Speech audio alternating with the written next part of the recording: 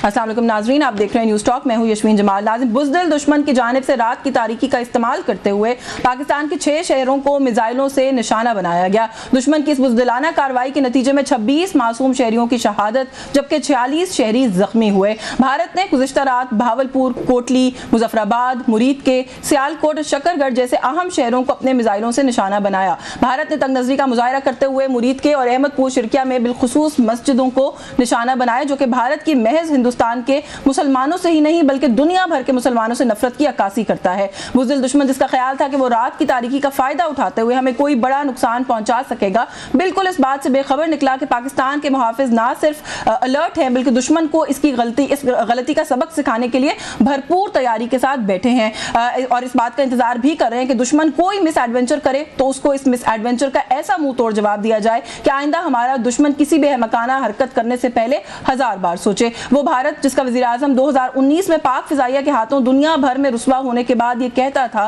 कि अगर हमारे पास फ्रांस के तैयार करदा राफेल तैयारे होते तो हम उस हजीमत का सामना ना करते जिसका सामना करना पड़ा अभिनंदन की गिरफ्तारी की सूरत में भी। उसके बाद उनको मजीद हजीमत उठाना पड़ी। गुज़िश्ता रात दुश्मन को 36 राफेल तैयारों का जो घमंड सर पर सवार था और दुश्मन समझ रहा था कि उसके ये राफेल तैयारे पाकिस्तान में किसी भी किस्म की कार्रवाई करके सही सलामत वापस लौट आएंगे, लेकिन हमने दुश्मन का ये घमंड गरूर उस वक्त खाक में मिला दिया जब पाक फिजाइया ने भारत के 3 राफेल तैयारों समेत 5 जहाजों को उसी की सरजमीन पर मार गिराया और दुश्मन पर एक बार फिर अपनी फिजाई बर्तरी को ना सिर्फ साबित कर दिया बल्कि दुनिया भर के दिफाई माहिरीन को वर्ता हैरत में मुब्तला कर दिया कि आखिर पाकिस्तान ने इतने जदीद तैयारे इतनी आसानी से कैसे मार गिराए। दूसरी जानिब दुश्मन ने हमेशा की तरह पाकिस्तानी जहाज गिराने का भी दावा किया है, लेकिन इस दावे की हकीकत का अंदाजा इस बात से लगा लें कि राफेल तैयारों के तबाह होने की खबर आते ही बैनुल अक़वामी मार्केट में तैयारा बनाने वाली कंपनी के शेयर्स की कदर जो है वो जमीन बोस हो गई, जबकि दूसरी जानिब JF-17 बनाने वाली कंपनी के शेयर्स की कदर इस वक्त आसमान को छू रही है। यानी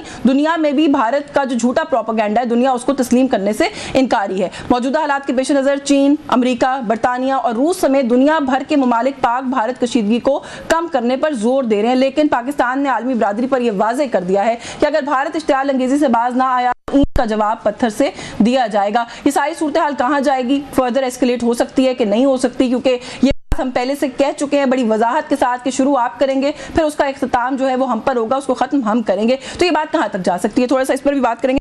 मेहमान शख्सियात हैं, तारुफ करवा के हम गुफ्तगू का आगाज़ करेंगे। पाकिस्तान मुस्लिम लीग नवाज के सीनियर रहनुमा हैं, मेंबर नेशनल असेंबली राजा कमरुल इस्लाम साहब ने ज्वाइन किया, बहुत शुक्रिया सर आपका।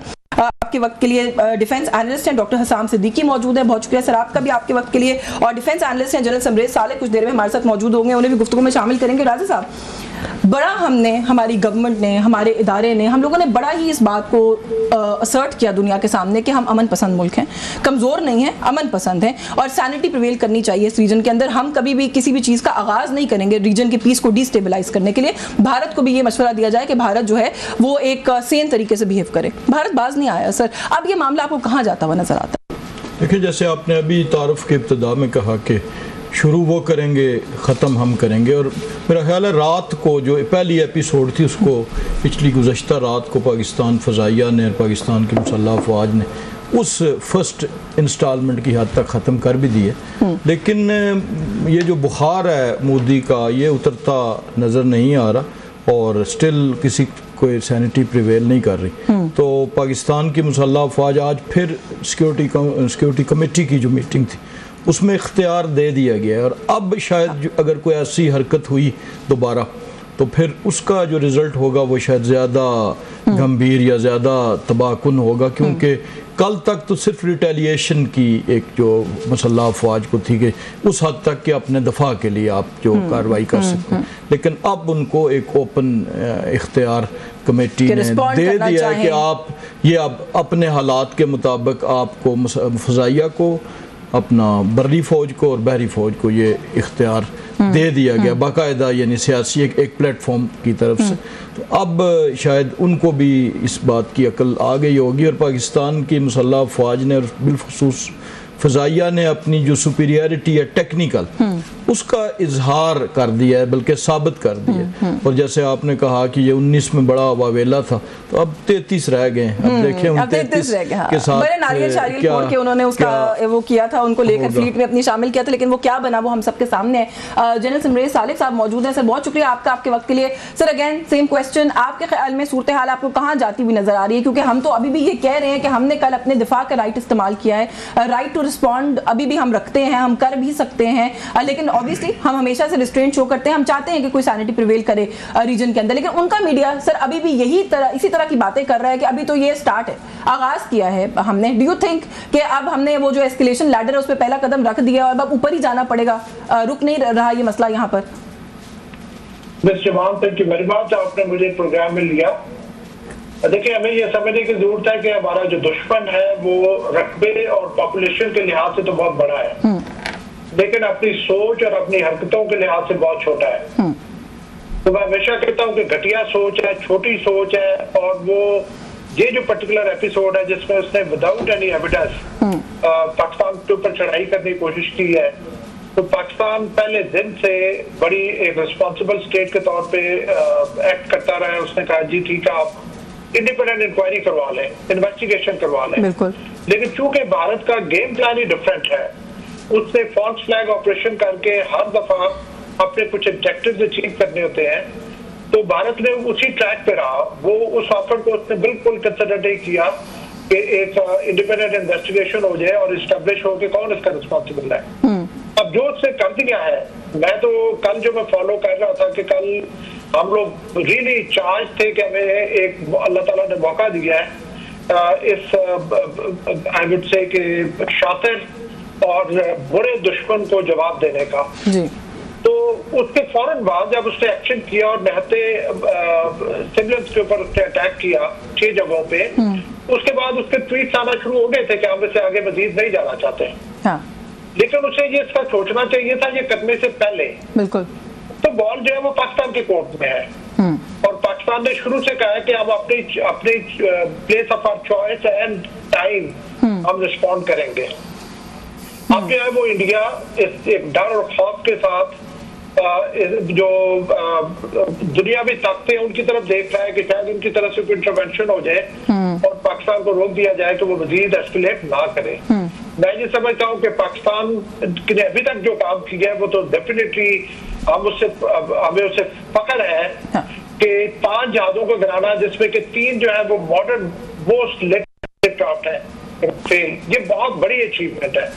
और जिस तरीके से लाइन ऑफ कंट्रोल के ऊपर पाकिस्तान आर्मी ने जिस तरीके से दुश्मन के दांत कटे किए हैं वो भी कमेंडेबल है। लेकिन जो उसने हरकतें की है कि हमारे हाइड्रो इलेक्ट्रिक प्रोजेक्ट पे अटैक किया है, जो उसने हमारे इंटरनेशनल बॉर्डर की सैंक्टिटी को वायलेट किया है, उसका जवाब मैं समझता हूँ अभी भी बनता है और पाकिस्तान को देना चाहिए। बिल्कुल, मैं इसको ऊपर मजीद लेके जाने की जरूरत है, क्योंकि जैसे सब कह रहे हैं और इत्तेफाक है इस बात पे कि अभी तो सिर्फ हमने अपने आप को डिफेंड किया। डॉक्टर साहब, आप कैसे इसको देख रहे हैं? जब उन्होंने पहला हमला कर दिया तो उसके बाद जो उनकी इनिशियल स्टेटमेंट्स आई वो ये थी कि हमने एक नॉन एस्केलेटरी मूव की है, क्योंकि वो बकौल उनके सिविलियन टेरर कैंप्स को उन्होंने टारगेट किया, यहाँ पे कोई मिलिट्री इंस्टॉलेशन तो थी नहीं, तो उन्होंने कहा ये नॉन एस्केलेटरी है। लेकिन जवाब में जब हमने अपने डिफेंस में रिस्पॉन्ड किया, 80 तैयारे लेकर वो आए थे, 35 से हमने डिफेंड किया, 6 उनके गिरा दिए।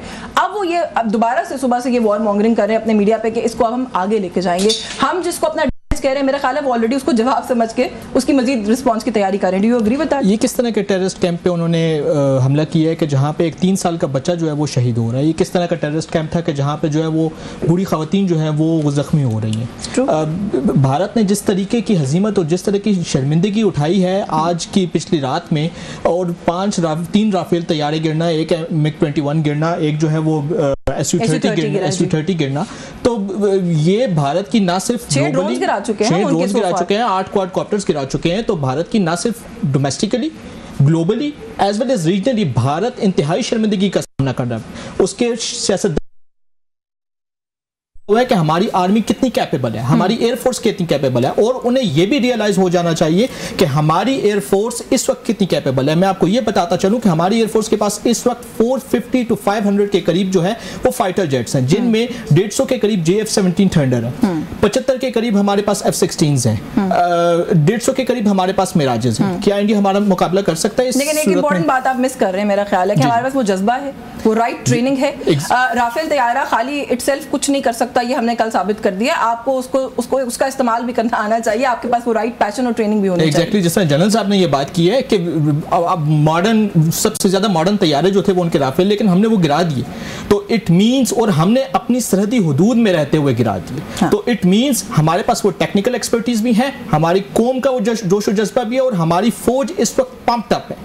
हमारी जो आर्मी है, हमारी जो एयर फोर्स है, they know how to defend their territory, they know how to defend their sovereignty and they know how to take revenge. बिल्कुल, इन रीसेंट इयर्स अगर दो मिसालों को सामने रख लें तो वो दोनों दफा हमें सरप्राइज करने के लिए आए थे और दोनों दफा खुद शॉक होकर चले गए। सो मेरा ख्याल है कि उसमें गोज विदाउट सेइंग, मैं ब्रेक पे जाने से पहले राजा साहब थोड़ा ब्रीफली इस पे कमेंट कर दें। Don't you think it's about time we call Modi for what he is?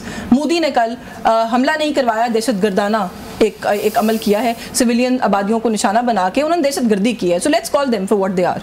जी, और वो हैं, देखें आप वो तो वैसे भी रिकॉग्नाइज, बिल्कुल, गुजरात का कसाई बुचर ऑफ गुजरात का उनके पास खिताब जो है उनको वर्ल्ड है, और अमेरिका जैसे मुल्क में उनकी दाखिला बंद था, और बहुत से ममालिक में, और ये बात इस्टेब्लिश्ड है। फिर वो जब वज़ीर आज़म बना तो फिर उसी बुखार को इस्तेमाल करके वो इलेक्शन जीते, तो ये इस्टेब्लिश बातें और अब इस्टेब्लिश हो गई। ख़वातीन की बाकायदा बहावलपुर वाले वाक़े में मुअम्मर खातून, जो शायद डॉक्टर साहब अभी बता रहे हैं, उसकी शहादत की जो इतला है वो भी आ गई है, और दीगर ख़वातीन और 4 साल बच्ची और एक 7 साल का बच्चा, कश्मीर में भी ये 3 साल एक कर्नल साहब के साहब 7 साल के बच्चे हैं वो भी, और इस तरह बहुत से वाक़यात में सिविलियन आबादी, और बहुत सी ऐसी सिविलियन आबादी भी अभी मलबा कुछ जगहों से शायद हटने के बाद शायद कुछ और भी फिगर्स आ गए। मोस्ट इंपॉर्टेंटली उन्होंने हमारी मसाजिद और मदारिस को निशाना बनाया। ये एस्टैब्लिश्ड है। पाक फौज चूंकि एक अनदेखे दुश्मन के साथ लड़ रही थी और गुज़श्ता कई दहाइयों से लड़ रही थी, तो वो तो उन्होंने तो शुक्र किया है कि हमें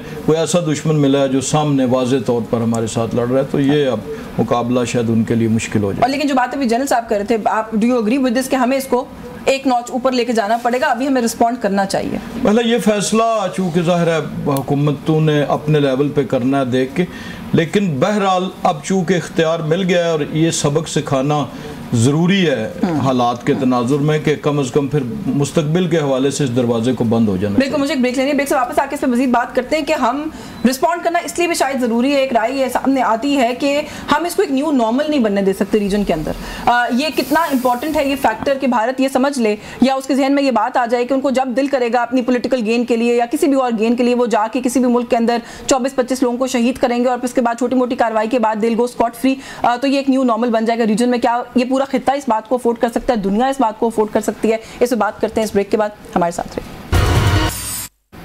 जी, वेलकम बैक नाज़रीन। बात हो रही है इस वक्त जो भारत ने पाकिस्तान पर हमला किया और पाकिस्तान ने जो उसका मुंह तोड़ जवाब दिया, रीजन में सिचुएशन कहाँ जाएगी वो हमको एनालाइज करने की कोशिश करें। प्रोग्राम के इस हिस्से में हमें ज्वाइन किया डिफेंस एनालिस्ट हैं जनरल रिटायर्ड नामुल हक साहब मौजूद हैं। बहुत शुक्रिया सर आपका आपके वक्त के लिए। मैं इस सेगमेंट में गुफ्तगू का आगाज़ सर आप ही से कर लेती हूँ। इस वक्त की सारी सूरत हाल को सामने रखते हुए I really want to understand कि आप क्या समझते हैं कि ये सिचुएशन फर्दर कहाँ जाएगी? क्या ये फर्दर एस्केलेट होती हुई आपको नजर आ रही है? क्योंकि इस साइड ऑफ द बॉर्डर पर एक बड़ा डोमिनेटिंग ओपिनियन ये है इस वक्त कि हमें इनको अभी मजीद भरपूर जवाब देने की जरूरत है, क्योंकि कल तो जो हमने किया वो सिर्फ अपने डिफेंस में किया। Whereas on the other side of the border उनके मीडिया को अगर आप उठा के देखें तो वो कहते हैं ये तो जी अभी आगाज है, अभी तो हमने मजीद पाकिस्तान को सबक सिखाना है। तो ऐसा लग रहा है आपको कि ये सिचुएशन फर्दर एस्केलेट होगी?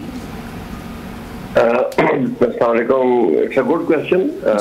मेरी अंडरस्टैंडिंग ये है कि जैसा कि आज नेशनल सिक्योरिटी कमेटी ने भी कहा कि Pakistan reserve the right to respond to this aggression, और ये अभी तक जो हुआ ये डिफेंसिव रिस्पॉन्स था हमारा, क्योंकि व्हेन द 75 to 80 एयरक्राफ्ट जिसमें रफाइल शामिल थे state of the art, they launched beyond visual range attack on Pakistan 9 cities में, और 26 हमारे सिविलियन जो है वो शहीद हुए हैं इसमें। तो इसका रिस्पॉन्स जरूर जाना चाहिए, मैं ये समझता हूँ। अच्छा, जहाँ तक ये बात है कि ये बात आगे कहाँ तक जाएगी, तो तकनीकी जुबान में हम एक लफ्ज यूज करते हैं एस्केलेशन लैडर। जी, एस्केलेशन लैडर एक फर्जी सीढ़ी होती है डबल साइडेड, जिस पर लोग ऊपर चढ़ते हैं। आप एक स्टेप चढ़ गए और दूसरा स्टेप दुश्मन चढ़ गया, फिर आपने कुछ किया आप ऊपर चले गए, तो इस तरह वो एस्केलेशन लैडर ऊपर जाते हैं।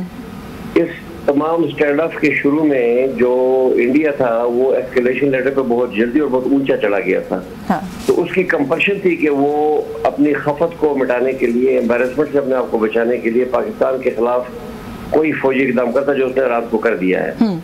However, as we have पाक फौज की जो दिफाई कार्रवाई थी, पाकिस्तान की मुसल्लह फौज की दिफाई कार्रवाई थी, उसमें अल्लाह के फजल करम से हमें सुरखरूई हुई और हमने उनके 5 जहाज गिराए और एक ड्रोन गिराया, और इन 5 जहाज़ों में 3 जो है तो state of the art Rafale जहाज है, कंफर्म है, रियूटरी की खबर है, BBC की खबर है, और बाकी ये कैजुअलिटी जो कंफर्म हुई है जी। तो ये तो था आपका डिफेंसिव रिस्पॉन्स। अभी जो आपका रिस्पॉन्स जाएगा, बिकॉज इंडिया ने एक वायलेशन की इंटरनेशनल बॉर्डर की, और उन्होंने एक टेररिस्ट अटैक जो उनकी सरजमीन पर हुआ था और जो सिक्योरिटी लैप्स की वजह से हुआ था, उसका जो जवाब दिया है, इंटरनेशनल बॉर्डर को क्रॉस करे, पाकिस्तान में 6 शहरों को निशाना बनाते हुए 9 टारगेट्स लिए हैं। तो ये एक ऐसा डिस्प्रोपोर्शनेट रिस्पॉन्स है कि मेरे ख्याल में पाकिस्तान इसका रिस्पांस जरूर देगा, ऑफेंसिव रिस्पांस देगा। बिल्कुल जी, थोड़ा सा ब्रीफली इस पे भी अगर आप कमेंट कर दें कि सारे सिनेरियो के अंदर इंटरनेशनल कम्युनिटी, बिगर जो पावरफुल कंट्रीज हैं, उनके किरदार को आप कैसे देख रहे हैं? क्योंकि कोई ना कोई रवाबित तो हम देख रहे हैं, हमसे भी हो रहे हैं, उनसे भी हो रहे हैं, बल्कि जो हमारी अंडरस्टैंडिंग है वो तो ये है कि अब भारत खुद चाह रहा है कि इंटरनेशनल कम्युनिटी मोबिलाइज होकर हमें कहे कि हम वी शुड स्टैंड ऑफ। तो आपको उनका कोई रोल समझ में आ रहा है इंटरनेशनल कम्युनिटी का, और अगर है तो वो क्या होना चाहिए इस टाइम पे? जी, इंटरनेशनल कम्युनिटी रोज़ अव्वल से कह रही है कि आप डीएस्केलेट करें, और रोज़ अव्वल से वो कह रही है कि आप जो है इस ऑप्शन की तरफ मत जाए, फौजी ऑप्शन की तरफ मत जाए, बिकॉज न्यूक्लियराइज साउथ एशिया में लड़ाई का मिसकैलकुलेशन की सूरत में न्यूक्लियर जंग में जाने का एहतमाल बहुत ज्यादा होता है। तो इंटरनेशनल कम्युनिटीज में OIC शामिल है, यूरोपियन यूनियन शामिल है, यूनाइटेड नेशन शामिल है, America, China, Russia, even Russia जो इंडिया का दोस्त है, वो भी सिचुएशन को डिफ्यूज करने की कोशिश कर रहे हैं। और आज मेरी खबर के मुताबिक इंडिया ने सऊदी अरब को कॉन्टेक्ट किया, UAE को कॉन्टेक्ट किया, और जैसा कि आपने उनकी ख्वाहिश है कि अभी डीएस्केलेट हो जाए, क्योंकि जैसा मैंने कहा उनकी कंपल्शन थी कि वो एस्केलेशन लेटर ऊपर चढ़ गए थे, उनकी कंपल्शन थी कि वो थोड़ा बहुत कुछ फौजी एक्शन करके अपने आप को नीचे ले आते और वो करते। लेकिन बात यहाँ पे खत्म नहीं होती। बात इसलिए खत्म नहीं होती कि आपने पाकिस्तान की बॉर्डर क्रॉस की है, आपने 26 बेगुनाह शहरियों को जो कि सिविलियन उनको मारा है, और आपने बिला सोचे समझे, बिला तहकीक किए हुए एक अटैक जो आपकी सरजमीन को उसके इल्जाम पाकिस्तान पे लगाए, और आपने न्यू नॉर्मल क्रिएट कर दिया है। अब पाकिस्तान को इस न्यू नॉर्मल से निकलना है, और इस न्यू नॉर्मल से निकलने का तरीकेकार ये है कि जिस तरह 2019 के पुलवामा में भरपूर जवाब दिया गया था, इसी तरह यहाँ पर भी इंडिया को इस जारियत का भरपूर जवाब दिया जाए। बिल्कुल इसी नुक्ते पर असल में हमने ब्रेक भी ली थी, डॉक्टर हसाम साहब को गुफ्तगू में इसी नुक्ते पर शामिल कर लूं। न्यू नॉर्मल तो सर हम नहीं क्रिएट होने दे सकते, ये एक जाहिर है एक डोमिनेटिंग ओपिनियन, इसको डोमिनेट कर रहा है ओपिनियन पाकिस्तान के अंदर।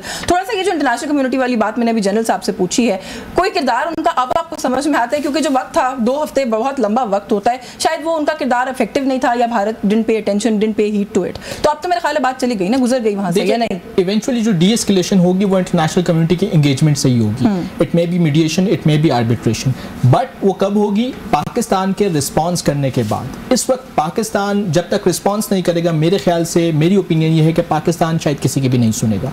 आज जो है वो मोहसिन नकवी साहब की भी US deputy head of mission से मुलाकात हुई है, मुख्तलिफ मुल्कों के सफरा से बात हुई है, लेकिन जब तक पाकिस्तान रिस्पॉन्ड नहीं करेगा, और जैसे पाकिस्तान DGISPR साहब ने आज सुबह की प्रेस कॉन्फ्रेंस में कहा है कि हम अपनी टाइम और की मर्जी और चूजिंग के मुताबिक रिस्पॉन्ड करेंगे, तो जब तक पाकिस्तान रिस्पॉन्ड नहीं करेगा तब तक इंटरनेशनल कम्युनिटी की एंगेजमेंट भी कोई ना कोई फायदा नहीं देगी। हाँ जी, जब रिस्पॉन्स हो जाएगा उसके बाद भारत कैसे हमारे अटैक को रिस्पॉन्ड करता है, और फिर उस वक्त इंटरनेशनल कम्युनिटी क्या किरदार अदा करती है, उस वक्त तुर्की क्या किरदार अदा करता है, उस वक्त चाइना क्या किरदार अदा करता है, और उस वक्त पर्टिकुलरली यूनाइटेड स्टेट्स क्या किरदार अदा करता है। जब रात को ये फर्स्ट अटैक हुआ और जिस वक्त प्रेसिडेंट ट्रंप ने कहा कि इट्स अ शेम, उन्होंने इस पूरे इंसिडेंट को बहुत जो है वो अफसोसनाक करार दिया, या नहीं होना चाहिए था, जाहिर उनका बट उन्होंने साथ में ये भी कहा कि दिस वाज एक्सपेक्टेड।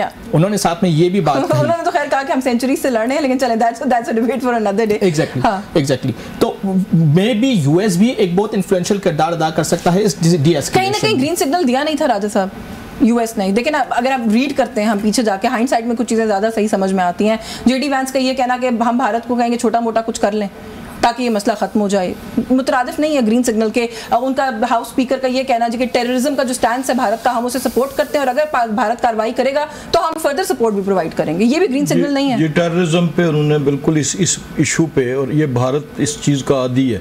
पिछला पुलवामा वाक़या भी इसी तर्ज का किया था और उसका भी एक मखसूस टारगेट था। इस दफ़ा भी एक मखसूस टारगेट वही था और सबसे बड़ी जो गलती अंदाजे की उनसे हुई वो ये थी कि दो चीज़ें, एक तो पाकिस्तान की जो अभी रिसेंट जो पाकिस्तान का उस सारी मुआशी गर्दाब से निकलना एक बात, और दूसरा उनका ख्याल ये था कि पाकिस्तान शायद इस वक्त एक पॉलिटिकल डिवाइड का शिकार है और ये पोलराइजेशन तारीख की एक वर्स्ट पोलराइजेशन समझी जा रही थी, तो उनको वो भी अंदाज़ा उनका गलत साबित हुआ और उसकी बुनियाद पे जो उन्होंने हमला किया वो फ़ौजी लिहाज से, अस्करी लिहाज से हुआ। और एक बात समझने की ज़रूरत है इंटरनेशनल कम्युनिटी को भी कि जो बेस्ट हथियार होता है आर्सेनल में हमेशा डिसाइसिव वही होता है। यानी एस्केलेशन की बात तो सारे करते हैं, लेकिन वंस एक एस्केलेशन एक जगह पे चली जाए तो फिर ये तो मुमकिन नहीं है कि कोई मुल्क भी either of the two states किसी जगह पे अपनी शिकस्त की तरफ जाएंगे।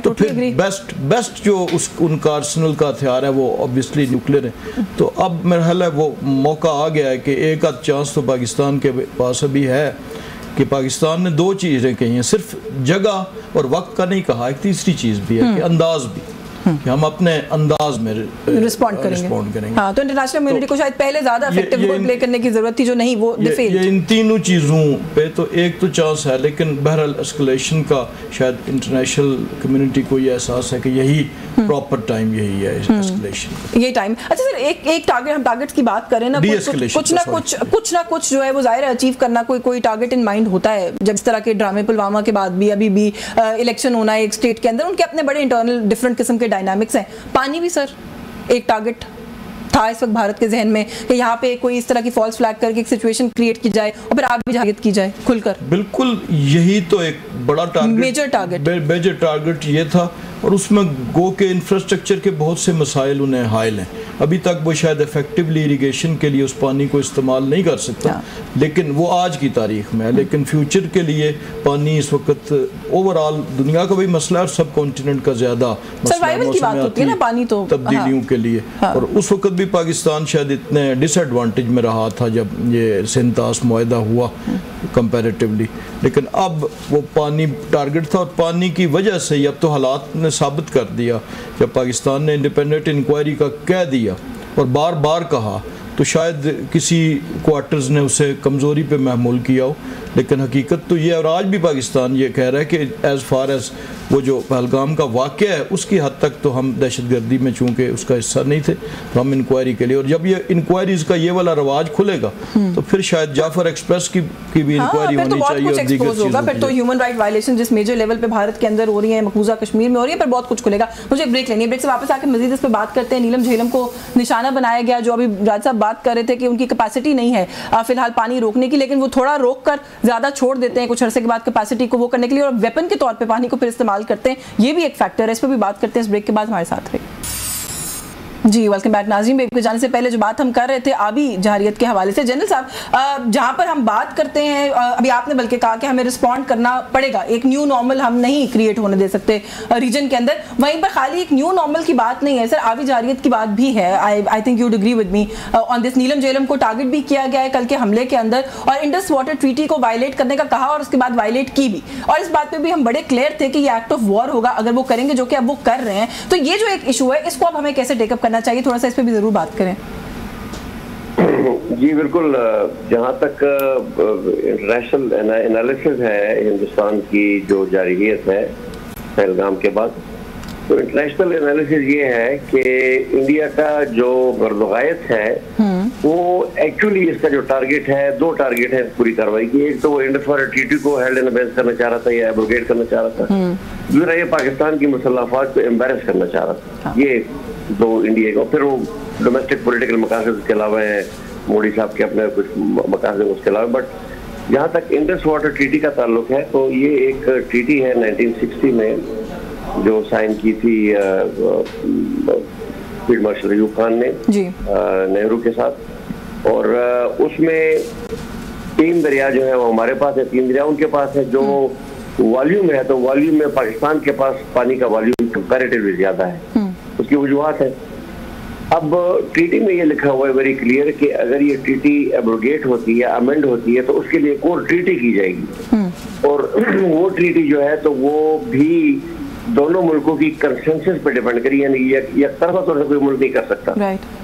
अब अगर ये जारियत होती है, जो मैं आज देख रहा हूँ कि कल से चनाब में काफी पानी छोड़ा हुआ है और मैं इसको इस तरह इंटरप्रेट करूँ कि अपने आबी ज़खायर को खाली कर रहे हैं, आबी ज़खायर को खाली करके फिर वो दोबारा भरेंगे, और जब वो दोबारा भरेंगे तो वो टाइम होगा कि डाउन स्ट्रीम वो पानी को बिल्कुल कम छोड़ देंगे, तो आपके यहाँ ज़राअत के लिए जो पानी है या जो इलेक्ट्रिसिटी जनरेशन के लिए पानी वो कम होगा और अगले विंटर में हमें तकलीफ होगी। मेरे ख्याल में उनका डिजाइन को इस तरह मुझे लगता है। हाउएवर अगर इंडिया ऐसे करता है तो ये एक तो ना सिर्फ ट्रीटी की खिलाफ वर्जी है बल्कि इंटरनेशनल लॉ की भी वायलेशन है।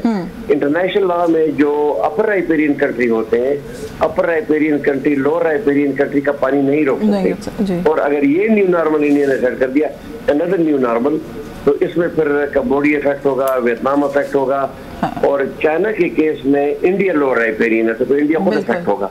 तो ये काफी सोच समझ के मतलब हमको कुछ करना पड़ेगा। मेरा नहीं ख्याल कि वो इतना आगे जाएंगे, बट लेकिन अभी फिलहाल तो वो कर रहे हैं। मोदी साहब की जो गवर्नमेंट है वो कहाँ पे जाकर रुकती है और पाकिस्तान की दुश्मनी में किस हद तक आगे जाती है। बिल्कुल बिल्कुल, अभी तो वो मेडल कर रहे हैं डॉक्टर हसाम साहब, उस ट्रीटी के साथ भी, उस अग्रीमेंट के साथ भी। और अभी जनरल साहब ने बड़ा एक अच्छा ये एनालिसिस पेश किया कि मे बी एक लॉन्गर रन में जो है वो उनका कोई एक टारगेट या एक कोई थॉट प्रोसेस चल रहा है कि अभी खाली करेंगे फिर भरेंगे और एट अ क्रिटिकल टाइम यहाँ पे पानी की कमी हो जाएगी। उन्होंने ये भी कहा कि हम डीसिल्टिंग कर रहे हैं, हम कैपेसिटी को बढ़ा रहे हैं, हम पानी रोक लेंगे, इंफ्रास्ट्रक्चर नया डेवलप करने की जरूरत नहीं है। Where do we go from here? अगर ये इसी तरह से होता है, हम इंटरनेशनल कम्युनिटी को मोबिलाइज करें, हम चाइना पे अपनी होप्स को पिन करें, क्योंकि ब्रह्मपुत्रा पे वो भी भारत के साथ वही कर सकता है जो यहाँ पे वो हमारे साथ करने की कोशिश कर रहे हैं। अच्छा, जैसे मैंने आपको पहले कहा कि इंटरनेशनल कम्युनिटी को इवेंचुअली यहाँ पे हमारे पास मीडिएशन के लिए या आर्बिट्रेशन के लिए आना ही पड़ेगा। तो जब हम इन इश्यूज को टेकअप करेंगे तो हमारे पास यहाँ पे सबसे बड़ा जो इशू होगा वो इंडस वाटर ट्रीटी का होगा, और ये हमें ना सिर्फ in terms of dialogue take up करना पड़ेगा, it has to be comprehensive action, it has to be political, it has to be diplomatic, it has to be through military, it has to be legally। हमें ICJ भी जाना है, हमें ICJ में भी India के खिलाफ इंडिया को जी एग्जैक्टली ICJ में भी इंडिया को कटहने में खड़ा करना है। हमें डिप्लोमेटिक कम्युनिटी को भी अप्राइज करना है कि 25 करोड़ लोगों का पानी अगर इंडिया रोक देता है तो यहाँ पे फुल स्केल कॉन्फ्लिक्ट शुरू हो जाएगा। अगर हमें जो है वो पॉलिटिकली भी चीज़ों को लेकर चलना पड़ेगा, हमें डायलॉग के थ्रू भी लेकर चलना पड़ेगा। डायलॉग में सबसे इंपॉर्टेंट जो इशू हमें रखना पड़ेगा वो इंडस वाटर ट्रीटी का होगा कि ये ट्रीटी जो है एब्रोगेट नहीं की जा सकती। और अगर इंडिया, जैसे जनरल साहब ने बात की है कि अगर ये ट्रीटी एब्रोगेट की जाती है या इसको ख़त्म किया जाता है तो इसके मुतबादिल में कोई नई ट्रीटी आएगी। हाँ, हमारी तरफ से एक ये कमज़ोरी ज़रूर रही है कि 2022 से इस ट्रीटी इंडिया हमें कह रहा है कि इस पे जो है हाँ बिल्कुल, लेकिन उस पे हमने एक्ट नहीं किया।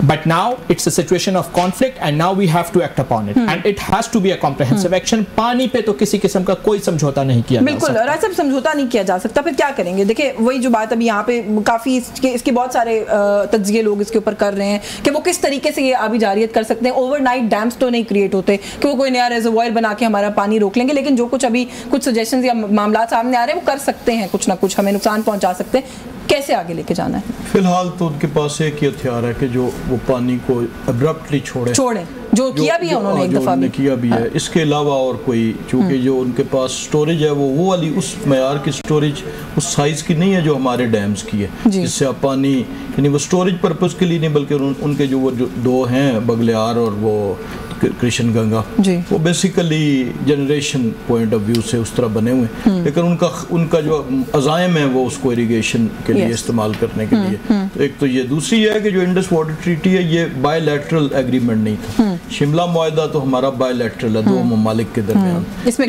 इसमें ट्राइपार्टाइट था, एक तीसरी गारंटर भी था और वो इन्वेस्टर भी था, यानी जो उसकी फाइनेंसिंग हुई है वो वर्ल्ड बैंक ने की है। उस पर कुछ 2-3 आगे लेड डाउन क्राइटेरिया हैं कि पहले मेडिएशन है, फिर उसके बाद आर्बिट्रेशन है, थर्ड पार्टी का भी है। तो इसलिए और फिर जब इंटरनेशनल लॉज के साथ अगर उन्हें मिला के आप पढ़ा जाए तो वो इतना उनके लिए आसान नहीं है। लेकिन वो स्पेस लेने के लिए कि शायद अपनी मिलिट्री माइट की बिना पर मैं कोई ऐसी स्पेस ले सकूं कि जो उस मेडिएशन या उस आर्बिट्रेशन के दौरान कुछ पानी का हिस्सा शायद वो माइनस कर सके, पाकिस्तान करने की कोशिश कर सके। लेकिन एक बात डॉक्टर साहब अभी हमें मल्टी स्ट्रैटेजी इसके ऊपर, तो क्योंकि इस पे तो कोई कॉम्प्रोमाइज नहीं हो सकता इस बात पे। और ये फर्स्ट टाइम अभी हमें लगा है इस दफा कि पाकिस्तान की खुसूसन जो डिप्लोमेटिक ऑफेंसिव था इस मामले के बाद वो भी अनटायरिंग रहा है, और इसी पैटर्न पे हमें जो लीगल साइड है अपनी उसे भी स्ट्रॉन्ग करना चाहिए, क्योंकि ये जो इंडस वाटर ट्रीटी था इसके ऊपर ये जो डैम्स की कंस्ट्रक्शन हुई, क्योंकि उसमें ड्रिंकिंग वाटर के लिए या ग्रेविटी फ्लो के अलावा जो आप लिफ्ट वाटर कहते हैं उस पर कोई पाबंदी नहीं थी उस वक्त, चूँकि उसका मैग्नीट्यूड बहुत कम था 50-60s में, तो उस पर शायद सोचा नहीं गया या हमारी तरफ से कोई नहीं आई, तो वो वाला बार नहीं है उनके ऊपर, यानी वो कैनाल्स नहीं निकाल सकते, लेकिन जिस तरह लिफ्ट इरिगेशन है, कोई पंप्स लगाता है अपने किनारों पे, तो वो भी आजकल के दौर में आप देखें कि ड्रिंकिंग वाटर इतना बड़ा प्रॉब्लम है सिटीज़ का कि बड़े बड़े डैम्स जो हैं वो, हमारे पिंडी की मिसाल ले लें, रावल डैम, खानपुर डैम, वो पानी सिर्फ ड्रिंकिंग वाटर के लिए, तो अब ड्रिंकिंग वाटर भी एक इशू है, तो उनका ख्याल यही है कि वो इस पानी में से भी कोई हिस्सा ले सके, लेकिन ये इतना आसान नहीं होगा, बशर्ते कि हमने अपनी आंखें और कान खुले रखे और लीगल साइड जो कि अब रखने पड़ेंगे मेरे ख्याल है, इससे ज्यादा तो क्या, अब तो वो खुलकर सामने आ गए इस इशू के ऊपर। अच्छा, एक बार DGISPR ने भी की, डॉक्टर साहब प्राइम मिनिस्टर पाकिस्तान ने भी जो भी खिताब किया उसके अंदर भी की भरपूर जवाब दिया हमने, इसके अंदर तो कोई शक नहीं है, लेकिन हमने ये भी साथ में कहा कि अगर हम चाहते तो हम 10 जहाज गिरा सकते थे। ये जो रिस्ट्रेंट है जिसका हमने मुजाहिरा किया है, क्या ये एक नॉर्मल एक टैक्टिक है जो कि करना चाहिए था? आप इसको पॉजिटिव देखते हैं या आप समझते हैं कि जिस तरीके से वो खुलकर आ गए थे तो नहीं करना चाहिए था रिस्ट्रेंट? देखिए जी, DGISPR साहब ने भी कहा, प्राइम मिनिस्टर साहब ने भी कहा, और डिप्टी प्राइम मिनिस्टर साहब ने, डार साहब ने भी कहा कि पाकिस्तान अभी भी तहम्मुल का मुजाहिरा कर रहा है। अगर हम चाहते तो हम 10 से 12 जहाज गिरा सकते थे। अभी तो ये डिपेंड करेगा कि हम रिटेलिएट क्या करते हैं, हम अटैक क्या करते हैं, कहाँ पे अटैक करते हैं और किस तरह का अटैक करते हैं, किस नेचर का अटैक करते हैं। विदाउट रिटेलिएशन फ्रॉम इंडिया, कि अभी हम रिटेलिएट ना करें और एक सेकंड अटैक को करें, वो अगेन मूड और लिफ्ट को फिर लिफ्ट कर रहे हैं वहां पर। आई बिलीव वो तो इस वक्त शायद डर की और खौफ की कैफियत में होंगे, और वो पाकिस्तान की तरफ से एक रिस्पांस जो है वो इस वक्त एक्सपेक्ट कर रहे होंगे, डिस्पाइट द फैक्ट कि उन्होंने बहुत ज़्यादा शर्मिंदगी उठाई है, लेकिन क्योंकि पाकिस्तान ने इस वक्त कह दिया हुआ है कि हम रिस्पॉन्ड करेंगे और ये सिर्फ डिफेंस था, तो इस वक्त तो मेरे ख्याल से वो डर और खौफ की कैफियत में होंगे, और इस डर और खौफ की कैफियत में उन्होंने अपने 16 एयरपोर्ट भी बंद कर दिए। ये अभी थोड़ी देर पहले की खबर है कि उन्होंने अपने 16 एयरपोर्ट भी बंद कर दिए। वैसे अपना वो करके सारा जो मैनेजमेंट करके रूट्स की और उसकी हमने अपने एयरपोर्ट्स खोल दिया। हमारा PSL का मैच भी if I am not wrong हो रहा है, तो हम तो नहीं घबराए मेरा ख्याल है, क्योंकि हमने जो मुंह तोड़ जवाब दे सकते थे वो दे दिया। देखिए जी, हमारी कौम का इस वक्त मोराल बहुत ज्यादा बुलंद है, मैंने ये बात पहले भी की, हमारी फौज का इस वक्त मोराल बहुत ज्यादा बुलंद है, और 5 जहाज गिराने के बाद ये मोराल बुलंद होना बनता भी है, हमारा मोराल बुलंद होना बनता भी है। इंडियन मीडिया ने पिछले 2 हफ्ते में जो भी किया, आज उनकी खामोशी बनती भी है, आज वो बात करने की पोजीशन में नहीं होने चाहिए। पहले अपना हमला करने के बाद ही खामोश हो गए थे, चेक पोस्टें छोड़ के वो भाग रहे हैं, सफेद झंडे पोस्टों पे वो लगा रहे हैं, तो मेरा ख्याल है कि उनको कुछ समझ तो बात आ रही है, लेकिन अगेन वही बात आएगी जो भी जनरल साहब भी कह रहे थे, एस्केलेशन लैडर का प्रॉब्लम है, आप उस पर एक दफा चढ़ जाएं तो कैसे उतरना है वो फिर डिटर्मिन नहीं किया जा सकता। राइट साहब, आखिर में अगेन मैं आपसे भी यही, ये जो रिस्ट्रेंट है जिसका हमने मुजाहिरा किया, ठीक किया आपके ख्याल में? जस्ट एन ओपिनियन मैं आपसे पूछ रही हूँ, क्योंकि जाहिर एक सवाल तो आता है जहन में कि अगर आप दुश्मन को के 10 से ज़्यादा गिरा सकते थे तो व्हाई नॉट? हाल इसकी 2-3 वजूहात थी। एक तो वही जो रवायती पाकिस्तान ने हमेशा इस मौक़िफ़ को कहा कि हम जंग नहीं चाहते, ठीक है, और दूसरी वजह यह भी थी कि पाकिस्तान की फोर्सेस का जो एक उस वक्त तक डोमेन था, यानी ये मीटिंग तो आज हुई ना, उस वक्त तक यही था कि डिफेंस में कार्रवाई करनी, तो वो शायद इस लिहाज से लिमिट रहे। और आपने देखा कि हमारा कोई जहाज़ ने, किसी प्लेन ने बाउंड्री क्रॉस नहीं की, ये वज़ीर-ए-आज़म ने भी वाज़ेह तौर पे कहा, वायलेट नहीं तो किया, ये हालांकि वो करते तो शायद उससे भी ज़्यादा हो जाता, तो ये एक मेरा सोची समझी डिलीवरी, यानी कि इस सारे केओस के अंदर भी अभी हम फिलहाल भी यही कह रहे हैं कि कमज़ोर तो हम नहीं है, लेकिन हम फिर भी अमन चाहते हैं, तो उसको मजीद कमजोरी ना समझें। सिर्फ इतनी सी बात है कि हमारी अमन की ख्वाहिश को कमजोरी ना समझे, और वो मेरा ख्याल है उसको वो हमने कल उनको बता दिया कि हम कमजोर नहीं है, इसमें कोई शक नहीं। बहुत शुक्रिया आपका डॉक्टर हसाम सिद्दीकी साहब, आपके वक्त के लिए। राजा कमरुल इस्लाम साहब से thank you so much for your time. General Namul Haq और जनरल समरेज सालिक प्रोग्राम में मौजूद थे, उनके भी शुक्रगुजार हैं। न्यूज़ टॉक से आज के लिए बस यही कुछ, मुझे इजाजत दीजिए, अल्लाह हाफिज़।